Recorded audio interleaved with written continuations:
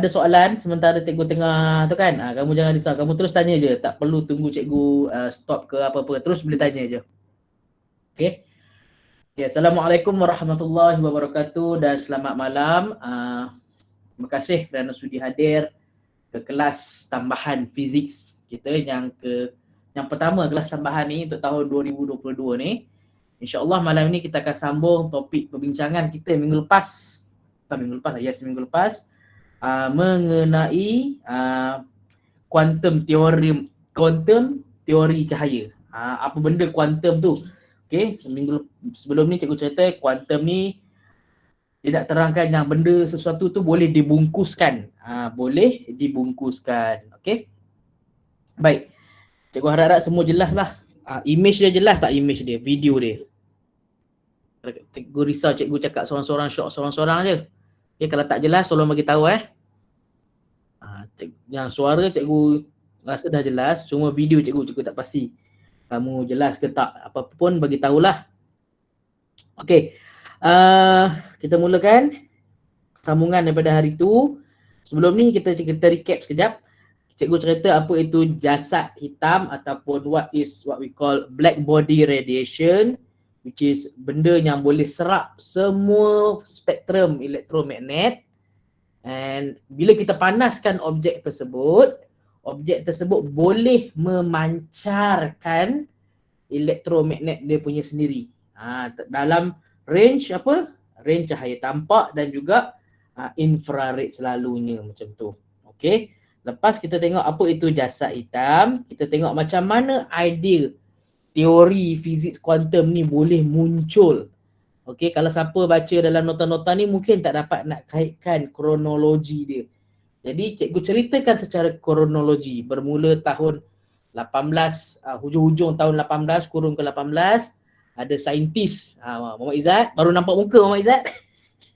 Okey, ada saintis yang baru, nama dia Max Planck, dia buat kajian tentang kenapa mentol filament perubahan warna dia daripada merah naik ke jingga, ke oranye, ke kuning dan cerah tu je, macam tu je. Dia tak boleh jadi warna biru atau warna hijau. Dia buat kajian kat situ menggunakan black body radiator. Okey. So hasil daripada kajian dia tu, okey, dia mendapati, kalau kamu tengok kan yang cikgu lukis kat sini ni. Yang cikgu lukis tu. Ni fizik klasik lama, okey, orang-orang fizik klasik lama ni dia kata garis ni sepatutnya naik sampailah ke atas. Dia naik naik ke atas. Tetapi Max Planck bila dia buat kajian, dia buat eksperimen, dia dapatkan data tu dia berhenti dekat situ. Tak kisahlah dia gunakan suhu objek berapa pun untuk dipanaskan, okey, akan ada peak yang terbengkok ke situ. Dekat sini yang kita sebut UV catastrophe. Kejadian bencana ataupun malapetaka ultra ungu. Yang pertama yang fizik klasik tak dapat jelaskan. Kemudian cikgu lanjutkan lagi kronologi dia. Kita pindah ke Amerika. Kita pindah ke Amerika di mana ada someone buat radio wave. Eksperimen tentang radio wave. Dia tiba-tiba tanpa sengaja dia ada lampu ultraviolet, berlakulah elektrostatik tu jam keluar banyak-banyak. Kita sebut gitu fenomena fotoelektrik. Itu yang kedua. Both of this phenomenon cannot be explained by physicists during that era using that knowledge, using physics knowledge during the time. Itu yang pertama. So kita pun study lah ultraviolet semua tu. So dekat sini cikgu cerita tentang kuantum tenaga. Tentang bagaimana atom-atom, ada tak cikgu lukis kat situ gambar-gambar, bagaimana line-line ni boleh terjadi. Yang ketiga sebenarnya ada 3 misteri yang tak dapat dijelaskan. Yang pertama tadi cikgu sebut UV catastrophe ataupun malapetaka ultraviolet. Kedua, photoelectric effect. Dan yang ketiga, line spectra ni. Dulu sebelum ni fizisis jumpa ni continuous spectrum. So dia boleh jelaskan lah, oh okey, apabila cahaya putih ataupun cahaya matahari melalui prism akan diserakkan mengikut panjang gelombang masing-masing, jadi hal laju yang berbeza, dia keluar prism mengikut kelajuan dia, sudut yang berbeza-beza, tu menghasilkanlah spektrum ni. Tetapi during that time dia orang juga dapat benda ni. Bila dia letak gas kan, gas panas, ni mentol yang sama, mentol filament ni yang sama, dia letak gas panas, gas hidrogen ke, gas mercury ke, gas sodium ke, mentol kat sini, nyala, okay, dia lalu tempat yang sama, proses yang sama, tiba-tiba dia dapat line absorption ni, spektrum bergaris ni, dia hairan. So physics pada masa tu tak dapat nak jelaskan. Rupa-rupanya ada sebab dia. Okay. So macam mana yang dikatakan bermulanya era moden ataupun physics moden kat situ? Okay, bermula apabila Einstein. Okay, cikgu patah balik sekejap, cikgu tengok nota cikgu. Okay. Okay, ni Albert Einstein. Dia kata apa? Mamat ni, aku padam dulu. Okay, dia kata pada tahun 1950, okay, Albert Einstein, dalam konteks tak cerita sangat lah, cikgu tambah lagi, cikgu berdasarkan pengalaman cikgu, berdasarkan apa yang cikgu jumpa, cikgu baca, cikgu tambah lagi supaya all of you student of science tapah could better understand this topic. Okay, so in 1905 Albert Einstein proposed the idea that light is a stream of particle. Dia kata kita ni, tuan-tuan dan puan-puan, kena abaikan sebentar yang cahaya ini adalah bersifat gelombang. During that time, most of the scientists agree yang cahaya ni bersifat gelombang. Macam mana sifat gelombang tu? Yes lah, kita ada cermin, dia dipantulkan. Okay, masuk medium yang berbeza, dibiaskan. So that is sifat-sifat satu gelombang. Okay, sifat-sifat satu gelombang yang mana kamu dah belajar masa form 4. Okay, ada 4 sifat gelombang. Boleh dipantulkan, boleh dibiaskan, boleh dibelaukan dan boleh, siapa boleh tolong tambah satu lagi, last sekali. Ada 4 sifat gelombang. Cikgu dah nyatakan 3 of that. First, can be reflected, and then can be refracted. The third one, can be diffracted, and the last one, number 4, fenomena keempat yang dialami oleh gelombang. Siapa boleh tambah daripada 88 orang yang ada ni, 89 Okay, can someone name me another one ataupun salah satu lagi sifat gelombang? Apa yang gelombang tu boleh alami? Interference cikgu. Yes, thank you Adam. So ada 4 perkara lagi, 4 fenomena ni. Pembelauan, pembiasan, pantulan, interference. So Albert Einstein kata kita kena letak tepi sekejap pemikiran yang cahaya boleh mengalami 4 benda tadi. Dia kata kita kena berfikir bahawa cahaya ini, okay, cikgu highlightkan ni, adalah satu aliran partikel. Partikel tu macam mana? Meaning, kalau cikgu boleh cuba lukis kat sini, okay, ini satu aliran, stream of cahaya, dalam tu dia ada paket-paket. Lebih kurang macam tu lah. Paket-paket. Okay, paket-paket ni kita tak sebut paket lah. Kita sebut apa? Kuantum. Kita sebut kuantum. Kuantum tu apa cikgu? Okay, kuantum tu paket lah ataupun bungkusan. Apa yang dibungkuskan? Apa yang dibungkuskan dalam tu adalah, di dalam ni adalah tenaga ataupun energy. So Albert Einstein pada 1905 propose that we should think light as a stream of particle. Dalam tu ada banyak bungkusan tenaga. Cuma jumlah tenaga tu macam mana cikgu cakap mula-mula dulu? Jumlah tenaga ni bergantung, okey. Ni tenaga yang dikata tadi, setiap kuantum cahaya ialah paket tenaga yang diskrit. Okey, sekejap lagi kita tengok apa maksud diskrit. Dia kata paket tenaga, dan paket-paket tenaga ni bergantung kepada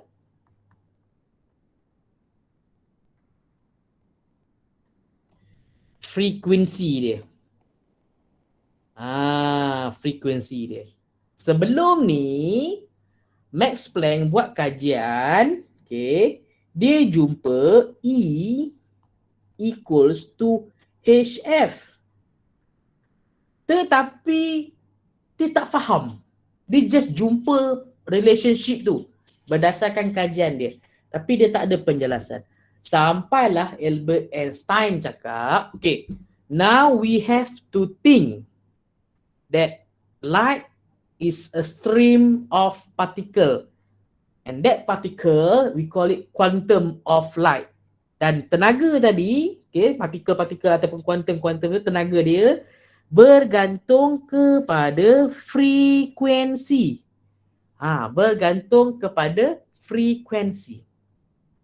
So Albert Einstein now come up with try to explain apa yang Max Planck jumpa. Kenapa macam tu? Okay, nanti kita tengok kan, So key point ni dekat sini adalah tenaga bergantung kepada frekuensi. So apa maksud diskrit pula kat sini?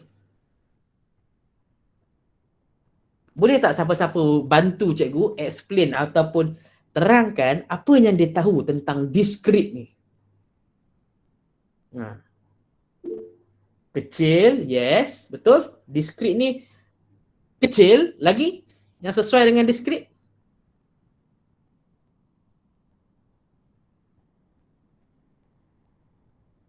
Sebesar zarah lah, betul lah tu. Okey, sebesar zarah. Zarah dia kecil. Okey, dia tak berkumpul-kumpul. Dia bukan tak berkumpul, dia tak berterusan. Dia ni grup dia, ni grup dia. Ni grup dia, dia tak bercampur. Okey, itu maksud diskrit. So ini Albert Einstein during that time. Okey. So sebenarnya cikgu ada demonstrasi lah nak tunjuk dekat kamu. But then alat demonstrasi tu cikgu ada di Sesta, di dalam lab. So cikgu buat kat rumah tak adalah. So tapi cikgu ada gambar rajah yang mungkin cikgu boleh bantu untuk explain dekat kamu. Okey. Kenapa nak menjelaskan kenapa apa yang Albert Einstein cakap tadi sesuai untuk menjelaskan fenomena photoelectric effect tadi. Okey, kita bayangkan, okey, ada dua cahaya. Okey, ada dua cahaya. The first one is red color ataupun red color, cahaya warna merah. The second one, ni salah ejaan ni should be blue. Okay, should be blue. Salah ejaan kat sini. Okay, the first one should be red and the second one should be blue. Sebelum ni cikgu ada cerita yang eksperimen di Amerika, dia dengan tak sengajanya menggunakan lampu ultraviolet dan the spark berlaku secara banyak. Okay, kenapa? So ini penjelasan dia. Red energy ataupun lampu warna cahaya, kita tahu dalam spektrum, okay, warna merah red mempunyai frekuensinya kecil. Warna biru blue mempunyai frekuensinya besar. Okay, ini relationship dia, cuba tangkap. Dan kita tahu energi berkait dengan frekuensi. Semakin besar frekuensi kamu, semakin besarlah energi dia. Okay, itu relationship yang pertama. Okay, dekat sini cikgu ada dua bola. Satu bola merah, satu bola biru. Dan warna merah ni diperbuat daripada bola pingpong. the red ball is made up of ping pong ball warna merah. Okay, and the blue balls, okay, are made up using from golf ball. So dia spray dengan warna biru jadi warna biru. So dekat sini kamu boleh imagine tak which one yang ada density yang lebih tinggi?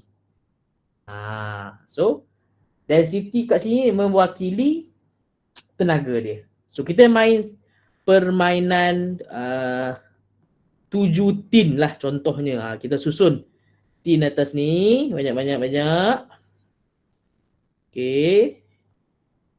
Susun lagi. Kita berdiri at some distance. Okay, dan kita guna warna merah. Bola warna merah untuk kita baling. Pecu. Okay. Dengan jarak yang jauh untuk menjatuhkan tin tadi is quite hard. Sebab apa? Bola merah ni mempunyai density yang kecil. Okay. The same thing goes to light yang warna merah. Cahaya yang warna merah. Walaupun dia ada packet energy, tetapi energi dia mempunyai frekuensi yang kecil. So energi dia energi yang kecil-kecil je. Energi yang kecil ini is not enough to knock the can, untuk jatuhkan tin-tin tadi. Tin ini represent apa? This can represent the electrons. Electrons kat mana cikgu? Electrons dekat metal surface. Sebab tu bila saintis dekat US tu dia buka Van de Graaff tu kan, berputar, setiap selang masa yang agak panjang baru satu spark akan lompat. Itu pun disebabkan terlalu banyak charge elektron kat situ. So dia ada repulsion kat situ. So dia lompat disebabkan repulsion, bukan disebabkan ada someone yang tendang dia keluar. Okay. Tetapi bila dia start guna bola biru, dalam kes ni bola pingpong, bola golf yang warna biru, kalau kita baling, satu ball is enough to knock out all the cans down. Sebab apa? First, cahaya biru mempunyai frekuensi yang tinggi ataupun besar. Okay. Second, bila ada frekuensi yang besar, okay, energi dia pun besar. So energi besar ini is enough to knock the electron out. Sebab tu kalau tengok eksperimen yang dilakukan oleh orang US tu dekat radio wave tu, bila dia tanpa sengaja dia bawa UV light, terkeluar banyak-banyak. Boleh faham tak? Okay, faham tak so far? Faham cikgu. Faham. Good. So kita patah balik ke kita punya nota. So itulah tenaga, kuantum tenaga dia kata kat sini. Ini yang nak cuba dijelaskan ni. Okay, apa itu kuantum tenaga? Kuantum tenaga adalah paket tenaga diskrit dan bukan tenaga selanjar. Dia bukan bersambungan. Dia ada diskrit. Sebab tu masa cikgu jelaskan kenapa elektron daripada petala 1, petala E0 dulu, kalau kamu masih ingat lah kan, dia perlukan sejumlah tenaga yang cukup baru dia boleh lompat. Dia tak boleh naik sekerat. Tak, dia kena cukup, dia terus jump naik petala kedua. Sebab dia berbentuk diskrit. Okay. Dan tenaga kuantum tadi, tenaga paket tadi bergantung terhadap frekuensi gelombang cahaya tersebut. Cahaya warna merah mempunyai frekuensi rendah, means tenaga dia rendah. Cahaya warna biru mempunyai frekuensi yang tinggi, means dia mempunyai tenaga yang tinggi. Okey, dan paket-paket tenaga tadi kita bagi nama kat dia supaya senang kita nak kenal dia. Kita bagi nama dia sebagai foton. Okey, bukan proton tapi foton. So lepas ni bila cikgu guna perkataan foton, it refers to kuantum tenaga cahaya yang boleh dipindahkan. Itu je. Ataupun senang ni dipindahkan tu tak ada kaitan pun sangat. dia adalah refer kepada kuantum tenaga. Cikgu selalu lukis macam ni lah, buat bulat, paket. Dalam ni adalah tenaga dia. Macam bentuk mitokondria tu. Tapi dia bukan mitokondria dan ini bukan simbol rasmi dia. Sekadar cikgu nak fahamkan dia je. Okay. So, formula tadi, okay, E sama dengan HF, boleh juga kamu tukarkan kepada E sama dengan H lambda. Sebab apa? F ni, yang mengaitkan dia ni kat sini. So kita boleh susun. Kalau kita nak F sebagai perkara rumus dia, kita susunlah F sama dengan C over lambda. So bila kita nak guna F, okay, bila kita nak guna lambda kan, tambahlah HC over lambda. Faham tak? Ini just cikgu nak tukarkan F ni, cikgu gantikan F ni. Okay, sebab kita tahu F sama dengan C over lambda. In case ada soalan dia tak bagi frekuensi, dia bagi lambda. Okay, ini just matematik sajalah. So yang lain tu kamu boleh baca sendirilah. E itu stand for tenaga, H stand for pemalar. Kalau kamu terlupa pemalar tu kan, dalam kamu punya kalkulator ni, kat bahagian belakang ni, kamu tekan constant 06. Okay, macam ni cara dia. On, constant kat tepi ni, constant 06, dia akan keluar simbol H. Nampak tak? Nampak tak tu simbol H? Okay, simbol H. Kamu tekan sama dengan pump, dia akan keluar nilai dia. 6.62606876 times 10 to the power of negative 34, which is samalah dekat sini. Okay. Frekuensi stand for frekuensi gelombang, C stand speed of light. Ini normal lah, kena tahu. Okay. P stand for power, N bilangan foton sesaat. Okay. Ini just formula je. Okay. Power ni nak macam mana ni? Ini apa kaitan ni? Apa formula ni jelaskan dekat bawah ni? Apa yang dijelaskan oleh formula ni di bawah? Okay. Untuk bantu kamu faham dengan lebih what we call senang faham, cikgu patah balik. Cikgu pergi ke cikgu punya notes. Okay. Ini dah selesai lah tadi kan? Okay. Idea foton ni menyelesaikan misteri ultraviolet, menyelesaikan misteri kesan fotoelektrik, and at the same time also menjelaskan tentang yang apa kita tadi? Garis, spektrum garis tadi tu. 3 solusi dah ada.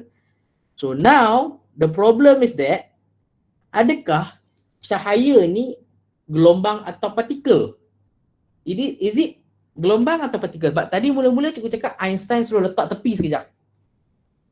Kita kena anggap sebagai cahaya sebagai partikel. Sekarang dah selesai dah misteri UV dengan fotoelektrik dengan spektrum garis ni. Now kita nak decide dia bersifat gelombang ataupun bersifat partikel. Okey, sebelum cikgu jelaskan ayat ni, cikgu nak patah balik, nak pergi semula ke formula tadi. Ini. Sorry, ini soalan dia. Sorry, mana dia? Tentang power tadi tu. Okey, ni power.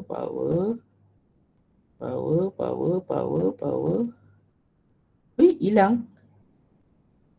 Siapa boleh nampak power dia?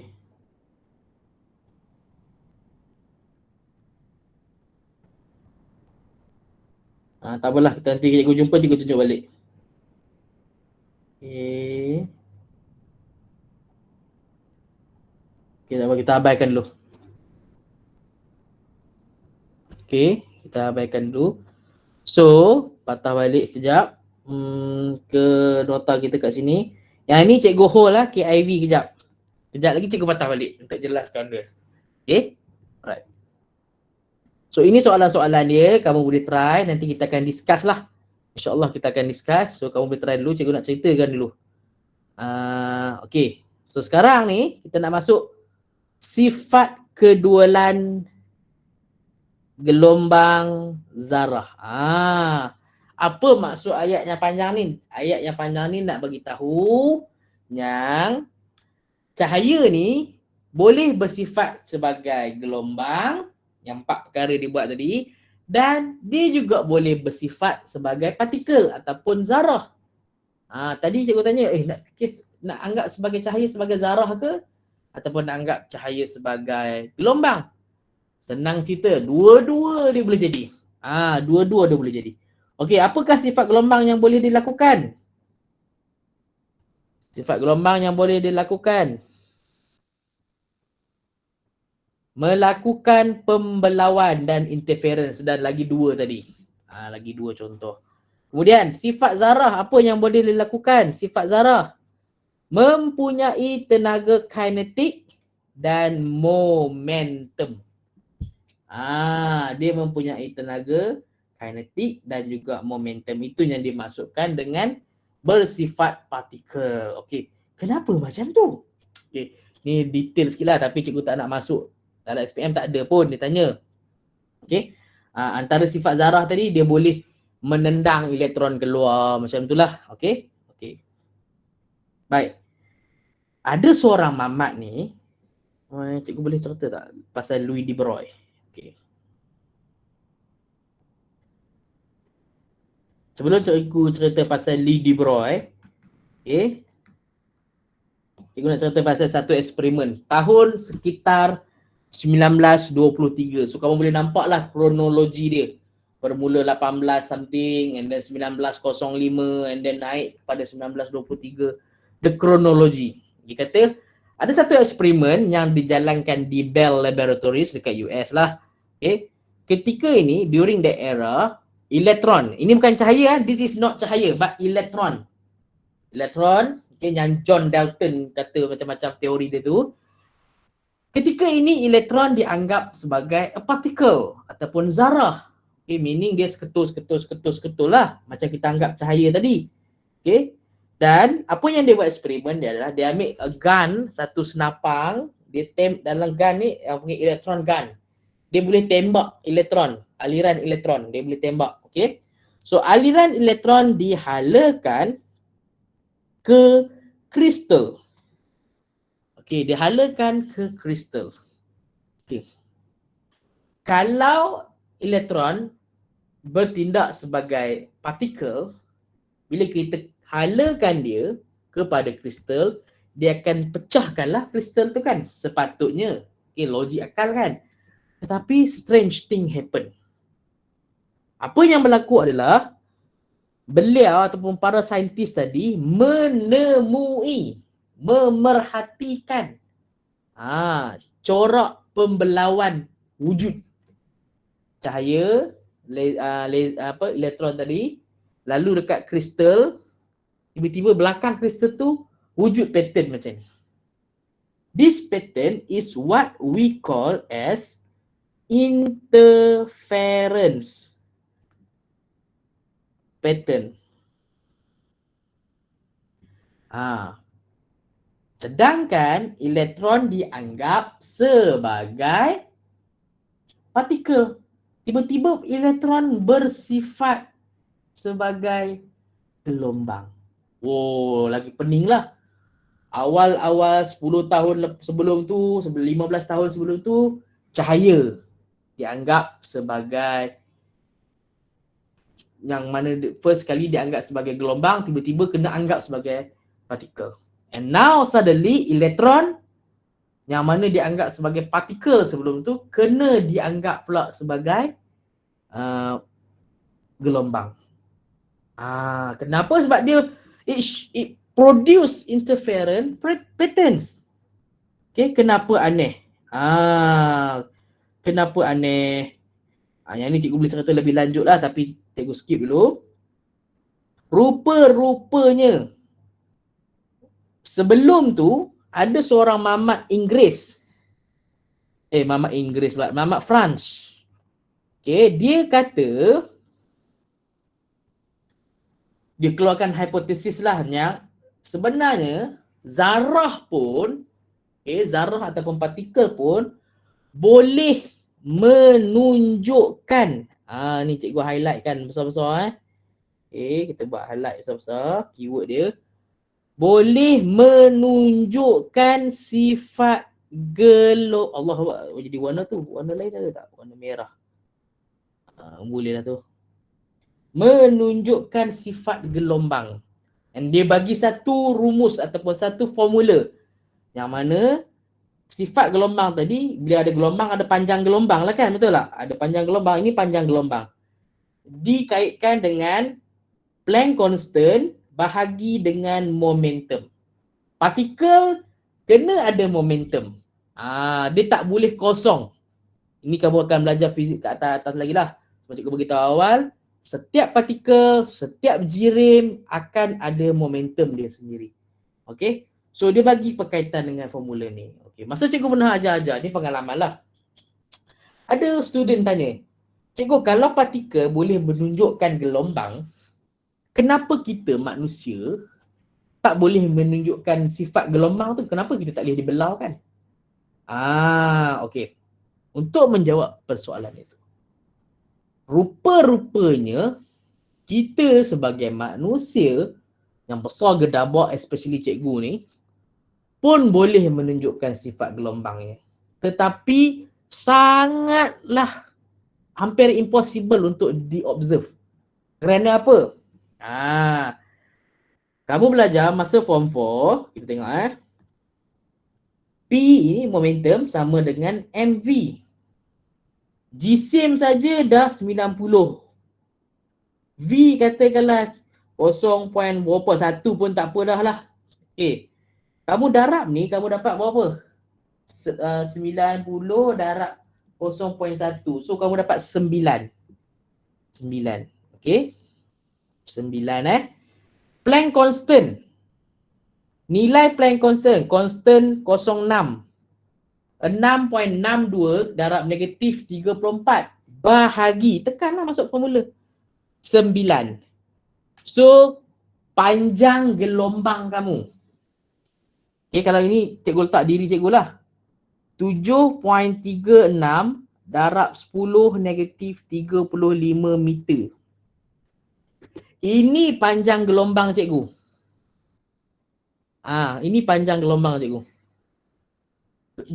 Kecil kan cikgu? Okey, kamu ada 7. Okey, kamu ada 7 kan? 7.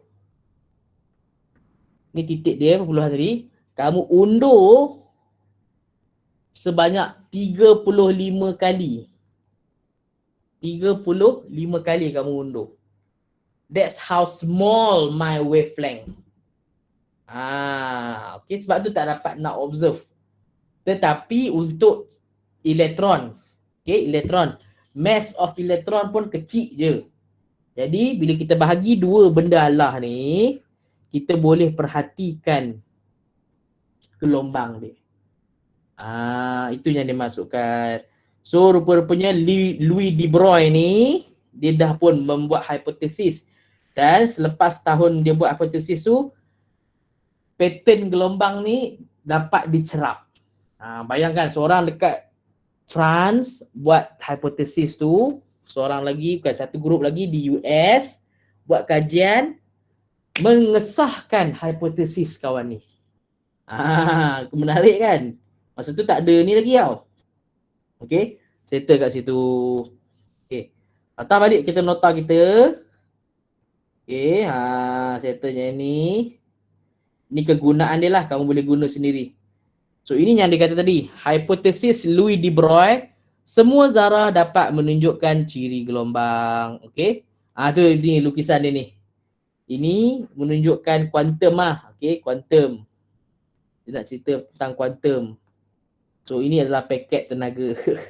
Sebab tu cikgu lukis macam tu tadi. Okey. Dapat dibuktikan secara eksperimen dengan zarah dan jisim kecil seperti elektron. Kalau jisim dia besar macam cikgu, zarah dia besar macam cikgu, tak dapatlah kita nak observe. Sebab apa? Kita dalam calculation matematik tadi pun it is quite small. Okay, it is quite small compared to the electron itself. So this is the formulas that you need to remember first. No. You need to know, understand it, know how to use it, and last but not least, remember it. Yang ini yang pertama. Okay, bukan tadi, yang pertama yang tadi. Sorry. Yang pertama tadi. Ini yang kedua. Basically bukanlah kedua, ketiga, sebab yang pertama yang ini. Yang pertama E sama dengan HF. Kemudian yang kedua C sama dengan lambda F. Yang ketiga this one. Okay, so ni yang keempat ni kamu dah tahulah, so cikgu tak letaklah tahu keempat kan. And this one is the number 4. So kita just masukkan dia P sama dengan MV, dapatlah benda ni. Kemudian kita tahu V ni kinetic energy. Ini formula dia, masuk ke dalam ni. Dapatlah yang kelima. Sampai just main-main macam tu je. Simple je. Okay. Alright. So ini semua latihan. I would like you guys to do it. Okay. Like to do it on the exercise basis. Okay. So kita dah selesai kesan fotoelektrik. Kita dah selesai dah tajuk yang pertama ni. Teori kuantum cahaya. Okay, teori kuantum cahaya kita dah selesai. So kita recap balik, adakah kita dah sampai standard dia. First, cikgu dah terangkan tentang permulaan teori kuantum. Kemudian apa itu tenaga yang dikuantumkan. And then kedualan gelombang zarah. Cahaya boleh bersifat gelombang, boleh bersifat zarah. Elektron boleh bersifat zarah, boleh bersifat gelombang. Okay, selesai kat situ. Dan cikgu dah terangkan konsep foton tu macam mana. Foton ni adalah paket-paket tenaga. Okay. So kita tak selesaikan beberapa contoh masalah lah. Okay. Belum lagi, sekejap lagi kita try tambah. Dan formula ni cikgu dah kenalkan. Dan kuasa ni. Kuasa, sekejap lagi kita tengok macam mana nak kira kuasa. Bila elektron bergerak, okay, bila cahaya nanti kita tengoklah, nanti senang. Senang sikit cerita. Okay, so 7.1 dah selesai. Jom kita try tengok satu eksperimen kat sini. Satu soalan latihan lah. Okay, alright. Kita tengok latihannya ni. Muka surat berapa ni? Muka surat 6. Surat 6, okay. Muka surat 6. A. Sinar cahaya laser mempunyai panjang gelombang. Okay. Cuba jadikan habit. Bila baca, okay, lambda sama dengan 600 nanometer. Dah, keluarkan dulu siap-siap. Hitungkan momentum foton. Okay, momentum foton P dalam pancaran laser tersebut. So kita tahu formula dia Lee de Broglie. Okay. Cikgu, saya risau banyak sangat formula. Don't worry. Mula-mula yes, kamu akan refer, akan rujuk dulu. But as time progress, kamu dah biasakan diri kamu. Okay, so lambda sama dengan H over P ataupun momentum. So jadi kita nak cari P ni. Okay, so P sama dengan Planck constant divide by lambda. Dekat sini you must be careful of the unit. Okay, kenapa cikgu cakap macam tu? Okay, pemalar constant 6.63 times 10 to the power of 34 joule per second. Lambda 600 dan Newton nano tu kena masukkan negatif 9. Okay, macam mana cikgu ingat cikgu negatif 9 ni? Kamu, kalau kamu tak ingat kan, kamu tekan kalkulator kamu. Okay, 1 tekan kalkulator, 1 tekan 1. Kemudian kamu tekan shift, okay, ke ujung ni shift. Kamu tekan nombor 3. Dia akan keluar 1N. 1N. And then tekan sama dengan 1, dia tekan sama dengan akan keluar 1 darab apa tu? Tu 1 darab 10 negatif 9. Kat bawah ni ada F, P, N, micro, mili, kilo, mega, giga, tera. Itu trik kalau kamu terlupa Okay. So kita ada tera, giga, mega, kilo, mili, mikro, nano, pico, femto. Yang tak ada dekat sini senti dan desi. Okay, yang lain tu kau ingat lah. So bila kita tekan macam tu, ni just a matter of punching your calculator lah. Tak, dapatlah nilai dia something kat sini. Cikgu tak nak lagi kira, buang masa. Okay. Soalan B. Cikgu buat contoh, nanti kamu buat balik Diberi frekuensi gelombang cahaya is, ini frekuensi dah diberikan dah. 7.5 times 10 to the power of 14 Hertz. Calculate the momentum. Using the same formula of de Broglie. Okay. But this time, instead of given lambda, kamu diberi dengan frekuensi. So, kena tukar lah. So, kita tahu C sama dengan lambda F. Lambda sama dengan C over F. So, kita akan masuk ganti ke kat sini. Dia akan jadi C over F sama dengan Planck over momentum. So, kamu susun rearrange sebab kita nak cari momentum. P sama dengan HF over C. So, masukkan je lah lepas tu nilai dia. H sama dengan 6.63 darab 10 negatif 34 darab dengan frekuensi 7.5 darab 10 kuasa 14 divided by C, 3 times 10 to the power of 8. Lepas tu tekan calculator je lah. Okay, simple. Okay, now C. Saya tidak menemui F untuknya. Oh? Anda perlu memuat turun F. Tiba-tiba keluar pula Siri. Okay, C. Dekat sini ada soalan, dekat kertas kamu pun ada soalan. Cikgu bagi kamu 5 minit untuk cuba buat. Okay, sekejap lagi siapa-siapa volunteer. Bolehlah tolong explain dekat cikgu how you guys get the answer. Okay, kita nak tamat dah ni.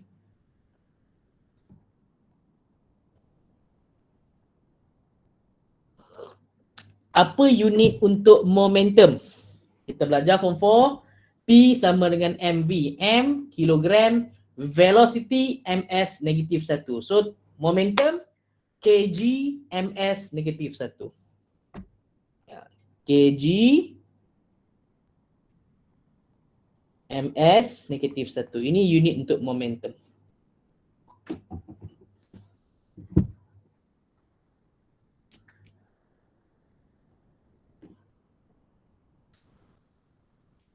Try, give it a try.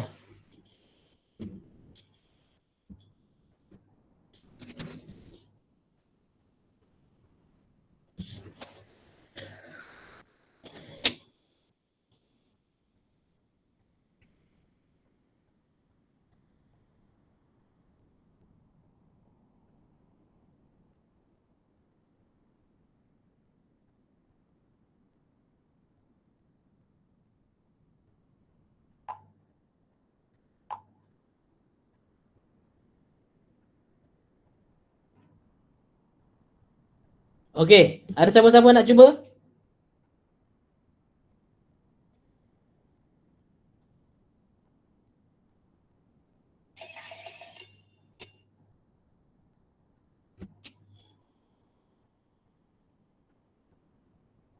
Okay, kelas malam, awal-awal tahun kita dah pecut. Kelas malam, tajuk kuantum. Okay, kelas malam, awal-awal tahun kita dah kelas malam, tajuk kuantum. Okay, kelas malam, awal-awal tahun kita dah pecut. Kelas malam.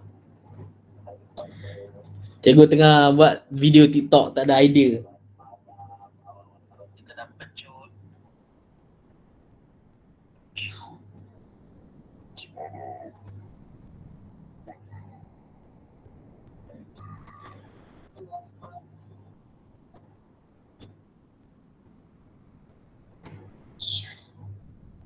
kelas malam, tajuk kuantum.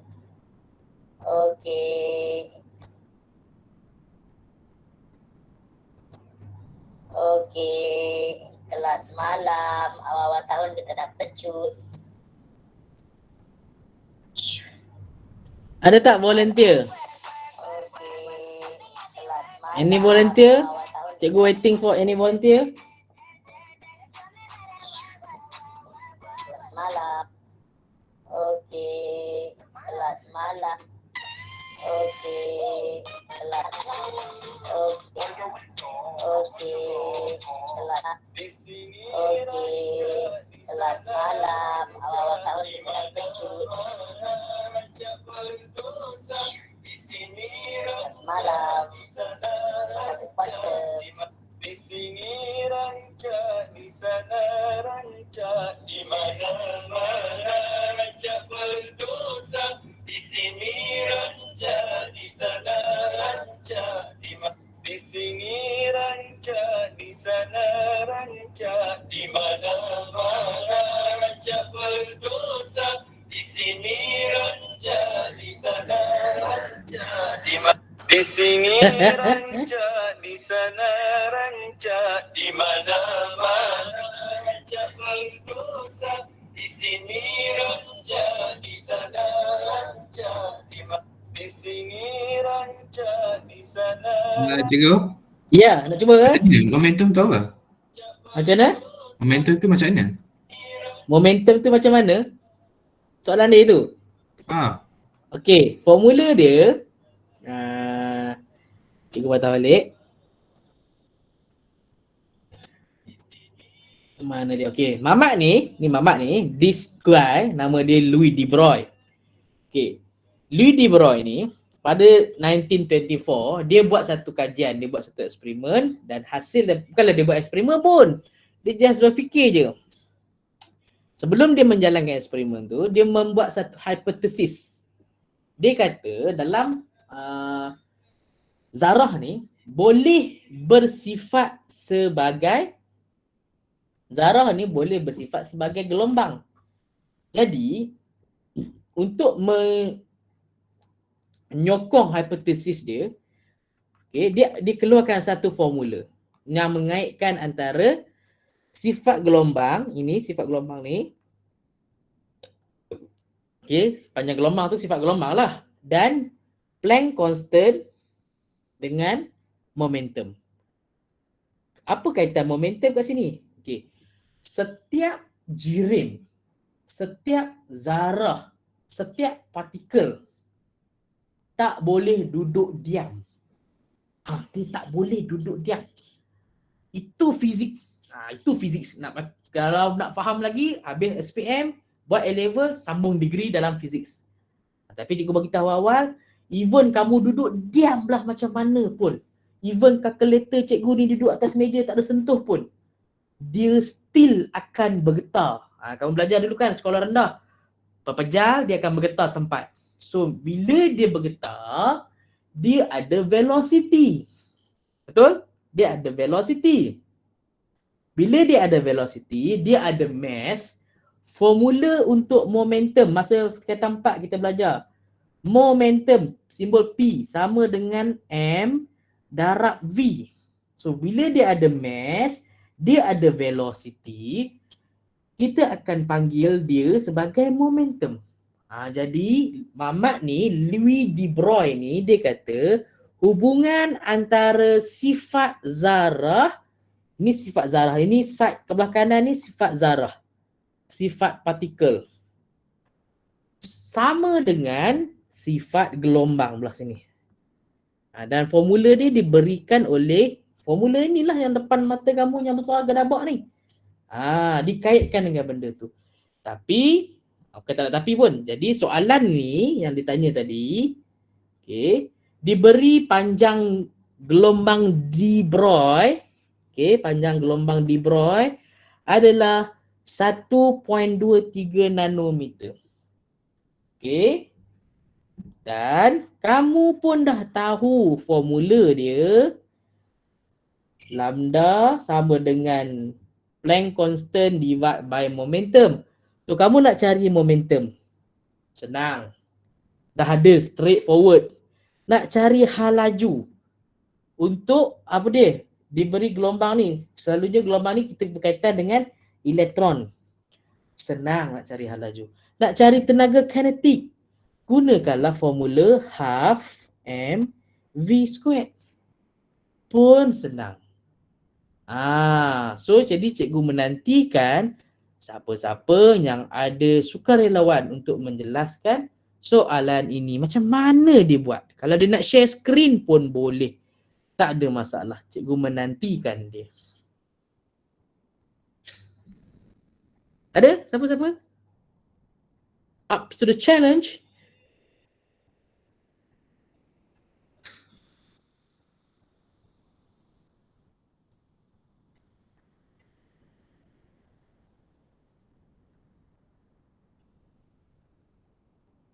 Anyone?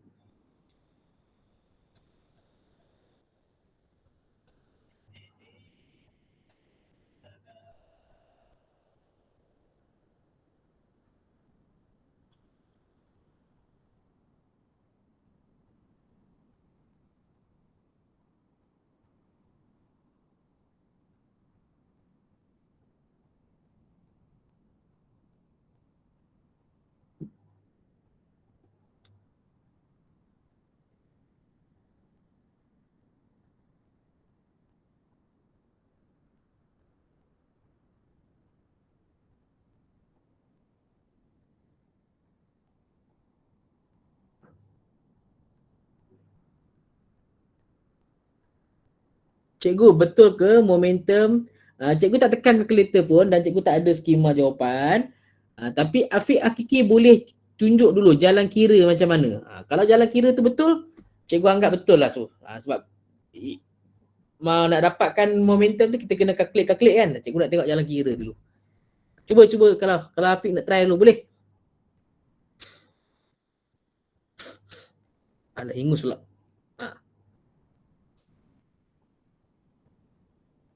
Anyone, cepat.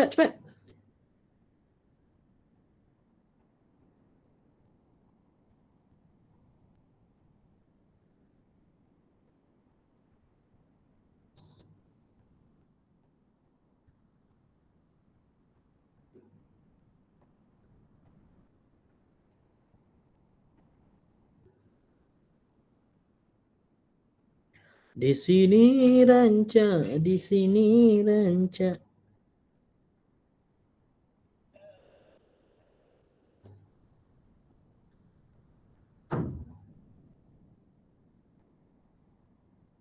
Anyone? Ada tak yang bersuka? Yes, siapa tadi tu? Dia jawapan salah dia 8.1549. Kuasa Macam mana dapatkan tu? dia wavelength darab dengan constant H. Ini yang C1 ke C2 ke C3? C1. Okey, jap. Ada momentum. Okay, kamu guide cikgu untuk cikgu tulis jawapan dia. Okay, jalan kira. Okey. First kali nak tulis apa? Tulis equation lambda sama dengan H over P. Okay, alright, dah. And then? So lambda tu dia jadi 1.23. 1.23. H2 dia jadi Planck constant. Okay, Planck constant 6.63 darab 10 negatif 24. P tu tak ada value. P tu tak ada value. Jadi P pindah dekat kiri. So P naik ke kiri. So kamu ambil 6.63 times 10 to the power negative 24 divide by 123. Betul? Betul. Okay. So good try. The first mistake yang cikgu dah tegur tadi, mula-mula tadi. Okay, ni cikgu buat kat sini tadi. Perasan tak? Dekat sini nano. Dan bila kita darab, dia akan jadi, kena ada masukkan benda ni. Bukan 600 sahaja. So, apa yang cikgu boleh komen kat sini adalah, okay, perhati betul-betul jangan ulang dah kesalahan ni. Ini betul. Tulis formula, betul, step tu. Ini betul. Okay, ini betul. Kamu just susun balik, masukkan nilai. This one yang ada problem. Kenapa? Dalam soalan dia dah bagi tahu nano. Jadi bila buat macam ni kamu kena tekan ni calculator, kena masukkan dalam kira-kira kamu -9. Lepas tu tekanlah calculator, insya-Allah dapat jawapan yang betul. Betul, good one. Apa tadi? Izzat lah. Ya. Okay, good.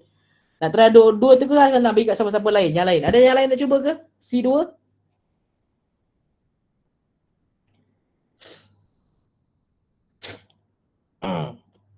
Ada tak nak cuba? Izzat dah cuba dah? Yang lain? Dari kelas cikgu Halmi ke? Dari kelas cikgu Nadirah ke? Kelas cikgu Akmal ke? Ada tak nak cuba?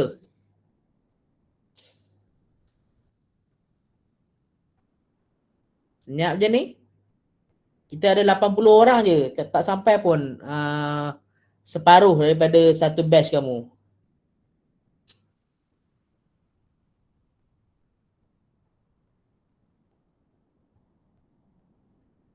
Anyone? Cikgu bagi peluang nak cuba?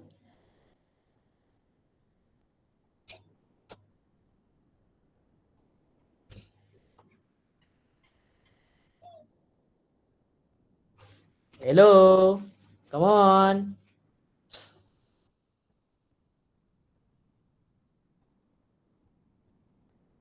Afiq, nak cuba tak Afiq? Tak dapat lagi. Tak dapat lagi?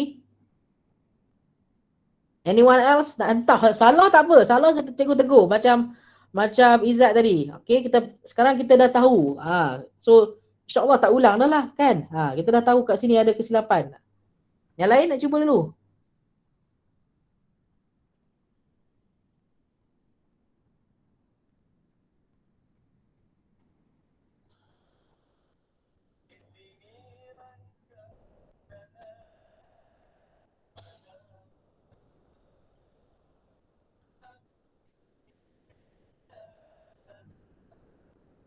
Cikgu, adakah kalau nak kira velocity, momentum perlu dibahagi dengan speed?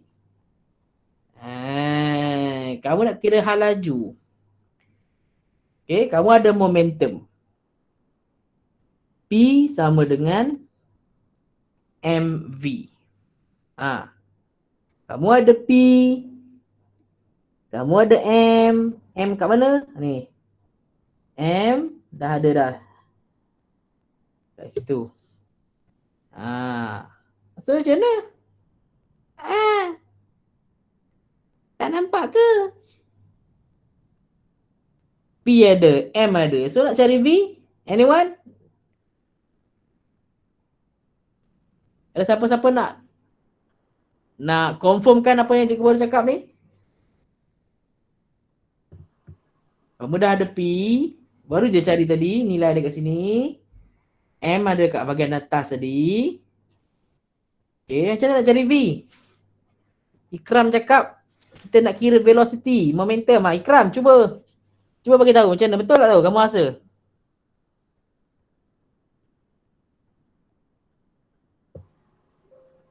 Cikgu. Yes, Hazmi. Nak tengok yang M tu boleh tak? Oh, kamu tak ada nota dia ke? Tak ada. Okey, jap. Kalau kamu tak ada nota dia, nak dapatkan nota dia mudah je. Pergi ke TikTok cikgu. Pergi ke TikTok cikgu. Ini tak ada kaitan dah. Pergi ke profile cikgu. Okey, profile cikgu. Dekat profile cikgu tu ada satu link. My link lah. Klik je. My link lah. So dekat sini ada nota form 4 kalau kamu nak ulang kaji, nak download. Dan nota form 5 yang kita guna sekarang. Kamu tekan nota physics form 5. Okay, dia akan bawa pergi ke Dropbox cikgu. Dropbox pula. Google Drive cikgu. So depends on your classes, whether DLP or non-DLP. Klik je. Contoh sekarang kita guna non-DLP. Dalam non-DLP ni ada semua daripada bab 1 sampai bab 7. Tapi cikgu tak suggest lah untuk kamu print semua. Sebab cikgu dah tolong printkan. Kamu datang sekolah nanti, cikgu bagi satu file. Cikgu dah printkan dah. Sekarang ni kamu download untuk buat rujukan je. Tak payah print pun. Okay? Ini kamu punya video tadi cikgu baru je rekod. Okay? Sekadar salingan. Okay, back to our class. So itu jisim elektron.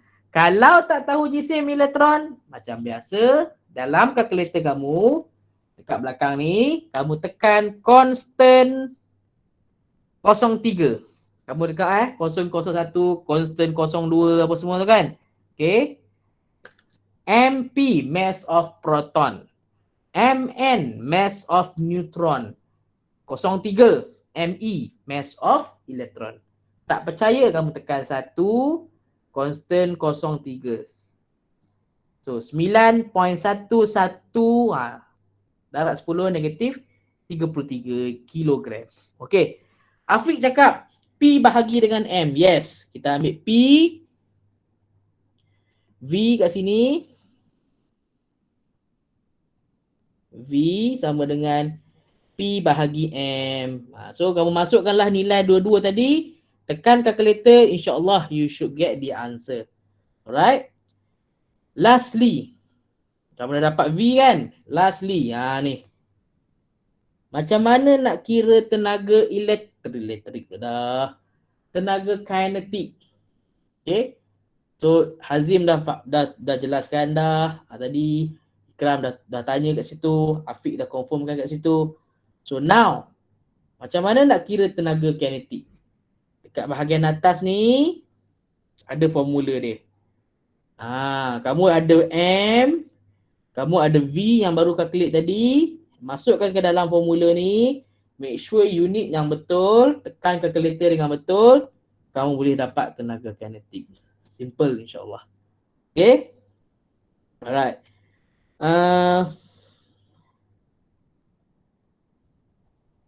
D. Kita tengok D. Lepas tu kita buat E and then kita stop lah. Okay. Berapakah tenaga kinetik yang dimiliki oleh satu elektron, sebiji saja elektron, apabila panjang gelombang de Broglie. Janganlah sebut de Broglie. De Broglie. Okay. Panjang gelombang de Broglie 400 nanometer. So, kita nak cari tenaga kinetik K sama dengan half mv squared. Mass kita tahu, V kita tak tahu. V nak dapat daripada mana? Okay, kita buat turutan. V nak dapat daripada momentum. Momentum nak dapat daripada mana? De Broglie wavelength. Itu cara fikir dia lah. Cara fikir dia kan. So kita start dengan formula de Broglie kat sini. Okay.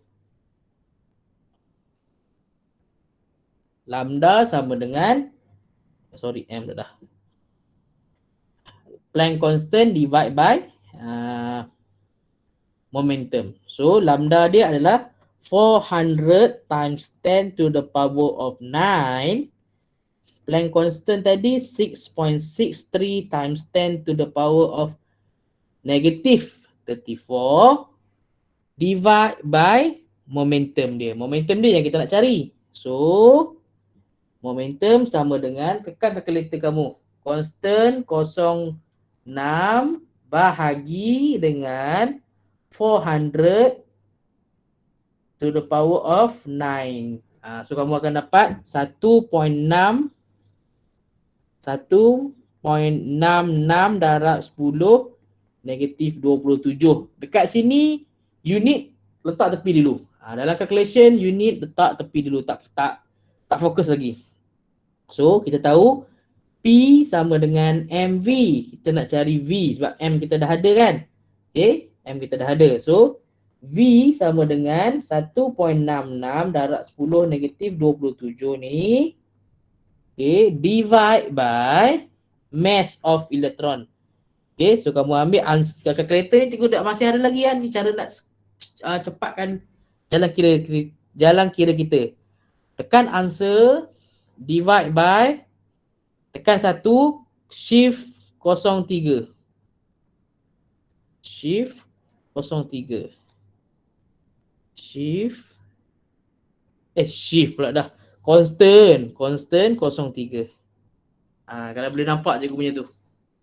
Nampak tak cikgu punya calculation tu? Answer divide by Divide by apa tu? Divide by 1 ME. Mass of electron. Tak payahlah cikgu nak tarik panjang-panjang, penat. So cikgu dapat V sama dengan, ni mass of electron. V cikgu dapat sama dengan 1.82 darab 10 kuasa 3. Bila dah ada V, okay, dia kata nak cari apa tadi tuan-tuan dan puan-puan? Tenaga kinetik kan. So kita ada formula ni. So K sama dengan half mv squared. Just masukkan nilai saja. Half mass of electron me darab dengan 1.82 sorry. 1.82 10 kuasa 3 kuasa 2 kat situ. Kuasa tu penting. So kamu kuasa dukan 2, kita dapat answer. Darab dengan constant 0.3 bahagi 2 dan kamu should get kinetic energy dia sama dengan 1.5 1 darab 10 negatif 24. Dekat sini final answer mesti ada unit. Cikgu saya tak tahulah unit untuk unit untuk kinetic energy. Senang je. Mass, okay, kilogram. V, M, S, negatif 1 kan. Tapi dia sebab ada kuasa 2. So kamu kena buat macam tu lah, kuasa 2.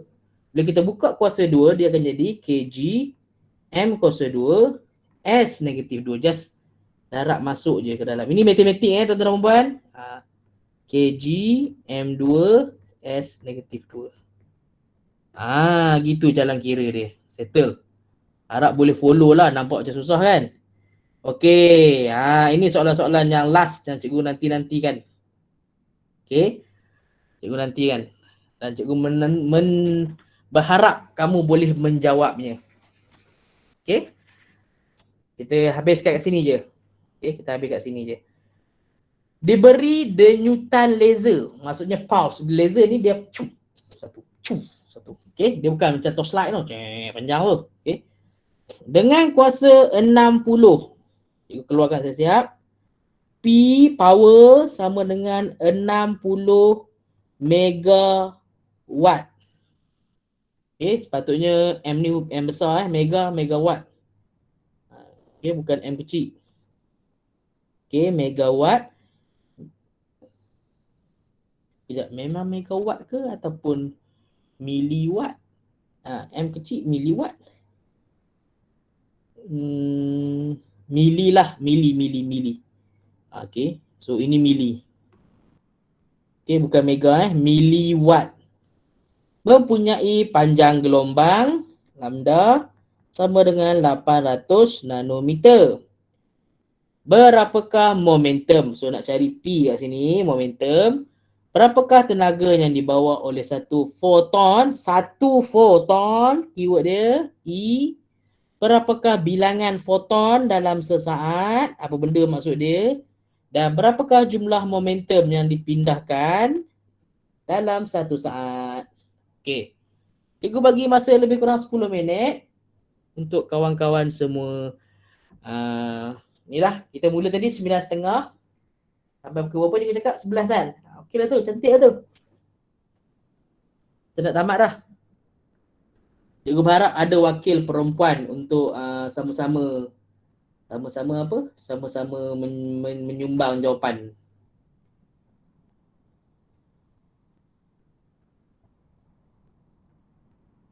Di sini ranca sana ranca di mana-mana. Boleh buat dulu. Siapa rasa dah ada jawapan? Inform dia.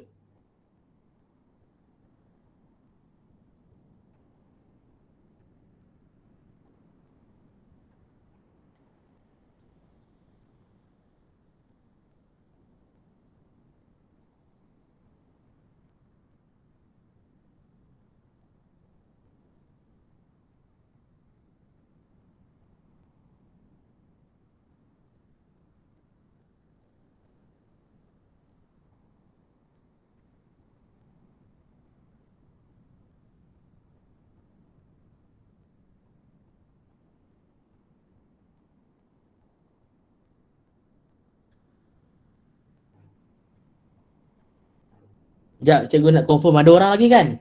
Bukan cikgu cakap seorang-seorang kan? Ada lagi tak orang? Ya, Ada. ada. Okey, cuba jawab. Cikgu nak.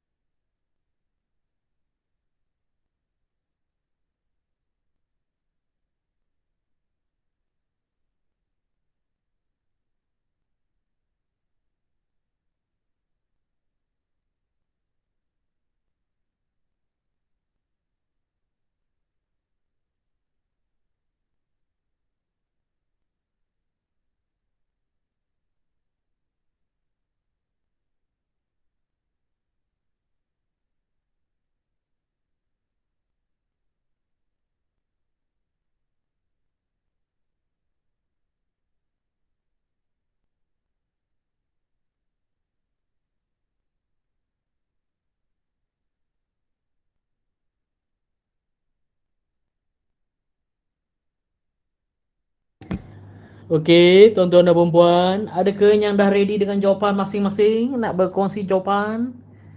Kita dah semakin kurang orang tadi daripada 80 lebih, dah tinggal 70 dah. Anyone want to try?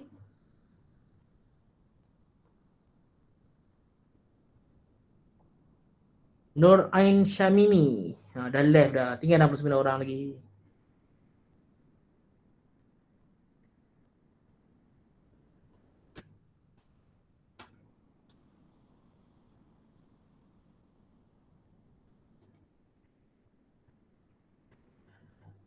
Ada tak siapa-siapa nak cuba?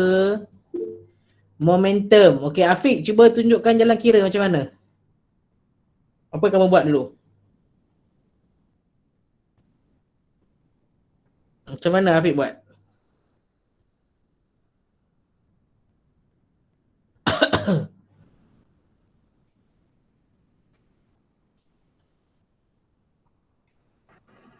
Mula daripada formula tu, kita tukarkan P sama dengan H over lambda. Sebutkan nama formula. Lambda equal to H over P. Okay, and then? Lepas tu kita gerakkan P, jadi P sama dengan H over lambda. Okay, lepas tu? Kita masukkan je nilai. 6.63 times the power of negative 34 divided by lambda, which is 800 times 10 to the power of 9. Okay, kamu tekan calculator. Adakah jawapan, cikgu follow jawapan Afiq lah. Cikgu tak tekan lah calculator. Cikgu beranggapan dia tekan dengan betul. Kalau yang lain tolong confirmkan lah. Okay, yang lain tolong confirmkan betul ke tak. Okay, so momentum dah dapat. Unit jangan lupa kilogram ms negatif 1. Okay, so itu betul lah kot. Tak, cikgu tekan calculator juga.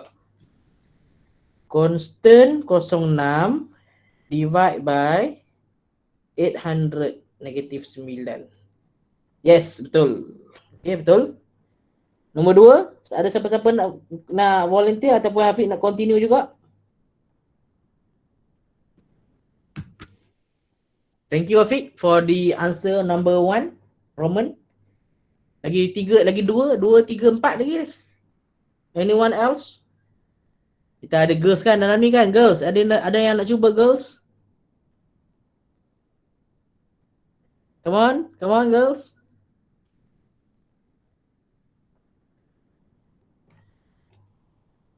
Kita try. Fatih Aini, ada tak Fatih Aini? Fatih ke Fatin? Fatih ya, yes. Fatih Aini, would you like to try answer question 2 Roman? Hello. Fatih Aini, are you sleeping already? Or anyone else, since Fatih Aini is not on the line right now? Irdina Khairunisa, would you like to try?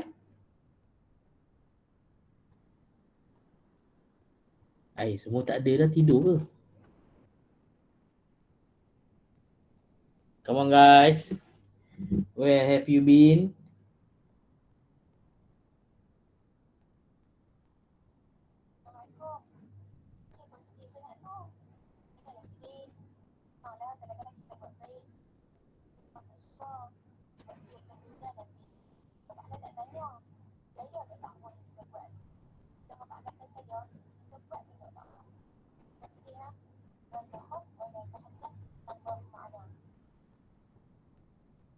Hello. Siapa tu? Imran. Okay, Imran, give it a try, Imran. Kalau pakai formula E sama dengan HM boleh ke? Sekejap. E sama dengan? HM, sekarang cik tenaga je. Okay, HM, okay. Okay, mula-mula kena cari frekuensi dia. Frekuensi yang di F. Okay, Frekuensi tu kita pakai je formula lambda sama dengan H bagi dengan momentum. Okay, betul. Tapi lambda kan sama dengan 1/F. Okay. So kita gantikan lambda tu jadi 1/F sama dengan H bagi dengan momentum. Sekejap, sebut balik final formula apa? Sebutkan. 1/F sama dengan H bagi dengan P, H bagi P. Macam salah je ni. Okay. Formula ni, siapa yang tak pin lagi cikgu, pin je cikgu. Senang kamu nak lihat nanti besar. Okay. Apa yang Imran cakap tadi, guna formula yang sama, betul. Tapi kita kena guna kat sini, benda ni kena tukar kepada lambda. Sebab apa? Dia bagi lambda. So, cara nak tukar dia adalah kita tahu C sama dengan lambda F. So, bila kita susun balik, F sama dengan C over lambda. So, jadi kita ambil yang ni, portion ni, kita masukkan dekat F sini. So, dia akan jadi E sama dengan H darab C over lambda. So, dia akan jadi cantik-cantik sikit. H C over lambda. Nampak tak Imran? Formula dia. Nampak cikgu? Okay, so jadi kat sini lepas tu Imran just masukkan je nilai dia. 6.63 times 10 to the power of 34 ke 24? 34 you rasa. Okay, kalau salah tolong betulkan. Okay, darab dengan 3 times 10 to the power of 8. The speed of light in vacuum. So lambda kamu dia dah bagi. Mana dia? Ini. So jadi kamu masukkan kat situ 800 darab 10 kuasa 9 dia sebab nano. Lepas tu kamu tekan je lah calculator kamu. Tekan sama-sama. Tengok kamu dapat berapa. Sebut sikit kat cikgu. Constant 06 darab dengan 3 kuasa 8 bahagi dengan 800 nano. So cikgu dapat 2.48 times 10 to the power of 19 energy unit dia joule. Energy unit dia joule. Okay. So ada tak yang dapat jawapan yang sama? Ataupun yang berbeza lah. Okay. So thank you Imran for pointing out how to start. Nah, soalan ketiga dan keempat je. Tinggal lagi. Any volunteer so far? Cikgu tak dapat lagi daripada girls ni. Takkan girls tak faham-faham tajuk kita hari ni. Kesian juga ni. For your information, okay. Muhammad Afiq ni soalan mana Afiq? Satu, bukan lambda. Okay, bukan. Dia tak guna lambda tu kita guna formula tadi. C sama dengan lambda F tu. Guna kat situ. Okay, for your information, tajuk bab 7 ni nanti tak ulang dah tau. So habis ni, habislah. Kita terus mula balik dengan bab 1, bab 2, bab 3, bab 4, bab 5, bab 6. Settle. So kita memang nak laju, kita memang nak pecut. Bab 3, soalan ketiga, berapakah bilangan foton sesaat? Ada siapa-siapa nak cuba? Daripada ramai-ramai ni kita dah tinggal 60 kah? Daripada 80 dah tinggal 60 dah kita. Ramai dah tersyahid dah.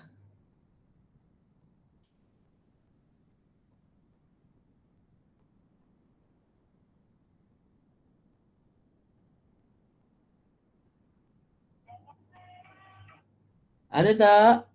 Siapa-siapa nak cuba?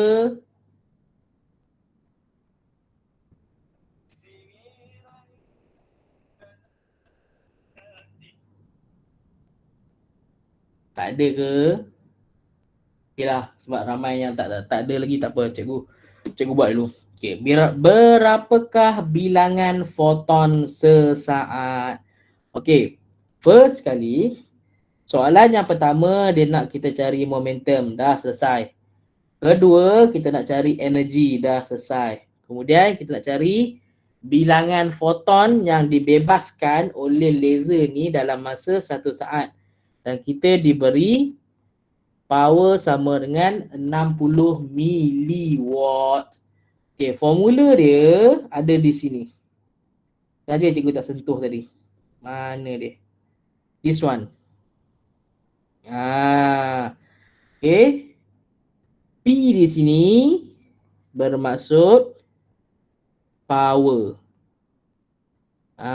Power tu ditulis kuasa. Dan N ni, dalam ni ada N kan tuan-tuan dan perempuan, ada N. N ni menunjukkan bilangan foton dalam 1 saat. Bilangan foton dalam 1 saat. So bergantung kepada soalan yang diberikan, jika ada lambda kita guna yang ini. Jika ada frekuensi kita guna yang ini. So since soalan tadi dia ada lambda, kita guna P sama dengan N H darab C over lambda. Kita guna formula ni. So kita ambil formula ni, bawa pergi ke soalan ini. Mana dia soalan tadi? Okay. So kita tulis balik. P, tulis dulu lah. Jadikan habit untuk mula buat kerja dengan ada formula. P sama dengan N H C over lambda. Okay. Dia kata nak cari bilangan foton sesaat, which is kat mana tuan-tuan dan puan-puan? Nah ni, kita nak cari N ni.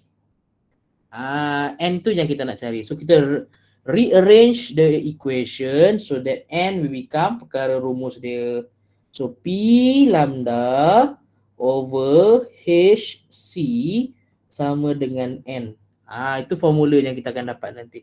So kita masukkanlah P sama dengan 60 darab 10 negatif 3. Sebab apa negatif 3? Dia kata bagi 60 miliwatt. Ini darab 10 negatif 3 lah. Okay, darab 10 negatif 3. So, habis kat situ dapat lambda kita 800 nano. Nano negatif 9. Bahagilah kita dengan Planck constant darab speed of light. So, tekan kalkulator. 60 mili darab dengan 800 nano.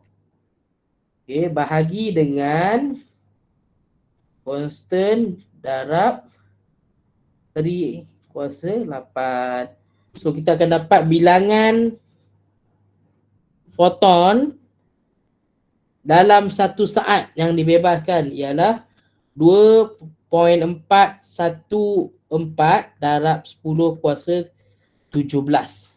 Sorry, padam balik. Darab 10 kuasa 17.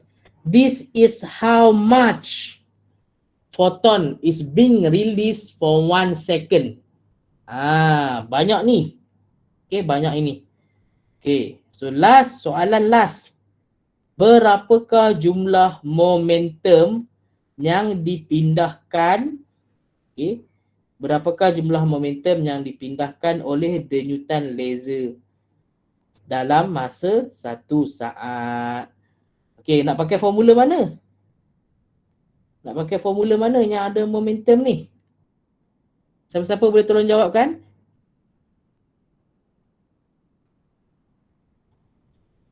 Adakah kita boleh guna formula yang atas ni?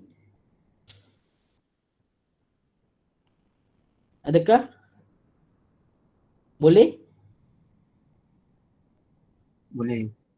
Okey, kalau macam tu cuba jawab.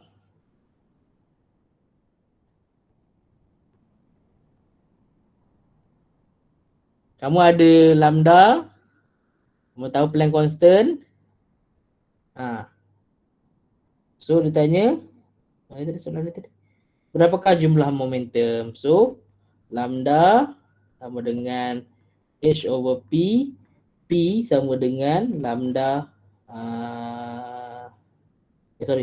salah. H over lambda.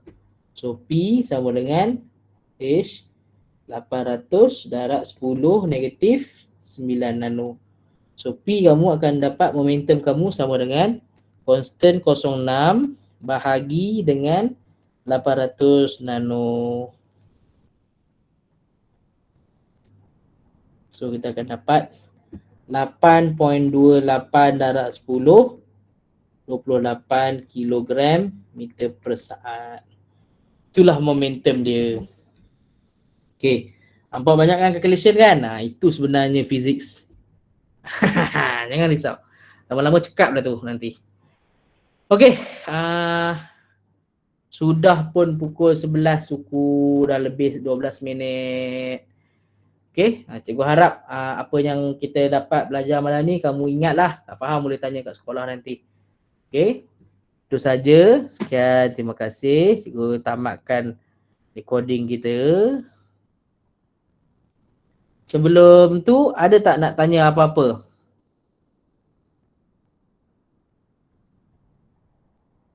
Tinggal 59 orang saja.